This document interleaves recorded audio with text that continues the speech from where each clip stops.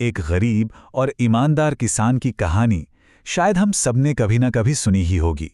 पर क्या हमने कभी ये सोचा है कि ये सीधी सादी सी लगने वाली कहानी आज भी इतनी ज़रूरी क्यों है? चलिए आज इसी जानी पहचानी कहानी के कुछ गहरे पहलुओं को समझते हैं। ईमानदारी सबसे अच्छी नीति है। ये बात तो हम बचपन से ही सुनते आए हैं। लेकिन क्या ये हमेशा सच साबित होती है? खासकर तब जब सामने कोई बहुत बड़ा लालच आ जाए। हमारी आज की कहानी इसी एक बड़े सवाल के इर्द गिर्द घूमती है। कहानी का हीरो कोई राजा महाराजा नहीं, बल्कि रामू नाम का एक बिल्कुल साधारण सा किसान है। और पता है, यही बात इस कहानी को बहुत खास बना देती है, क्योंकि ये हम जैसे आम लोगों की और हमारे नैतिक फैसलों की कहानी है। रामू की पहचान सिर्फ उसकी मेहनत नहीं थी, बल्कि उसकी ईमानदारी भी थी।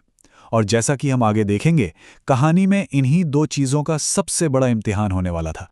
तो रामू की जिंदगी बहुत ही सरल थी, पर वो किसी चीज की कमी महसूस नहीं करता था। उसकी मेहनत उसके खेतों में साफ दिखती थी और उसकी ईमानदारी उसे एक सुकून देती थी। तो कहानी की नींव ये है, एक ऐसा इंसान जिसके पास शायद बहुत ज्यादा धन दौलत नहीं है, पर अंदर से वो बहुत अमीर है। लेकिन जैसा अक्सर कहानियों में होता है, ये शांति हमेशा कायम नहीं रहती। रामू की इस सीधी साधी दुनिया में कुछ ऐसा होने वाला था जो उसके चरित्र की नींव को हिलाकर रख सकता था।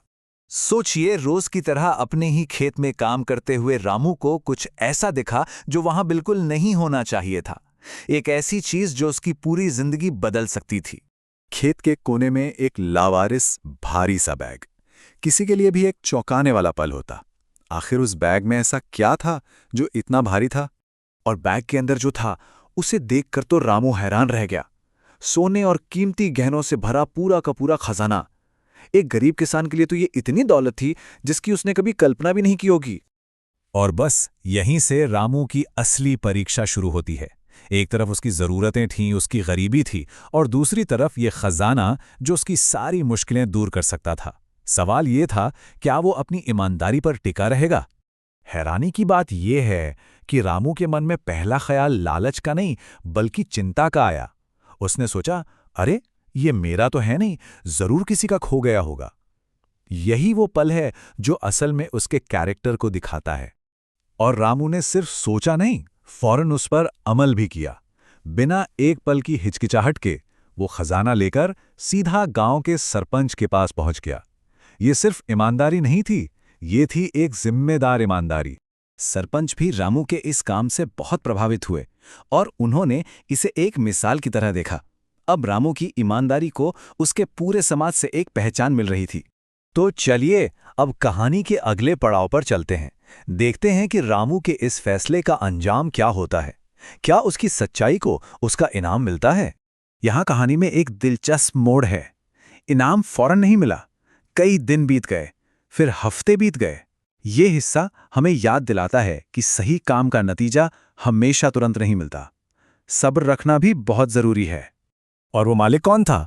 एक अमीर व्यापारी, जिसने शायद उस खोई हुई दौलत की उम्मीद भी छोड़ दी थी। जरा सोचिए, महीनों बाद अपनी खोई हुई चीज वापस मिलने पर उसे कितनी हैरानी हुई होगी। व्यापारी सिर्फ अपना सामान वापस पाकर खुश नहीं था, वो इस बात से कहीं ज्यादा हैरान था कि एक गरीब किसान जिसके पास उसे रखने की हर वजह थी, उसने इतनी बड़ी ईमानदारी दिखाई। और व्यापारी ने इस ईमानदारी का सम्मान सिर्फ बातों से नहीं, बल्कि अपने काम से किया। उसने उस खजाने का एक हिस्सा रामू को इनाम में दे दिया। आखिरकार रामू की सच्चाई को एक भौतिक इनाम भी मिला। तो इस पूरी कहानी का सार क्या है? क्या ये सिर्फ इतना है कि ईमानदारी का फल अच्छा होता है, या इसमें कोई और गहरा सबक भी छिपा है? पहली नजर में तो सीख सीधी सी लगती है, ईमानदारी का फल मीठा होता है। जैसा कि हमने देखा, इसमें वक्त लग सकता है, पर आखिर में उसका अच्छा नतीजा मिलता है। पर क्या कहानी बस इतनी ही है? रामू को जो सोने के गहने मिले, वो तो बस एक बाहरी इनाम था। असली इनाम तो वो था जो उसने कभी खोया ही नहीं था, यानी मन की शांति, आत्मसम्मान और एक साफ ज़मीर।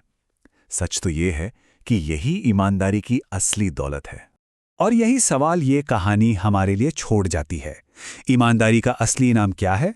वो सोना जो रामू को मिला, या वो आत्मसम्मान और सुकून जो उसने कभी खोया ही नहीं? इस सवाल का जवाब शायद हर किसी के लिए अलग हो सकता है।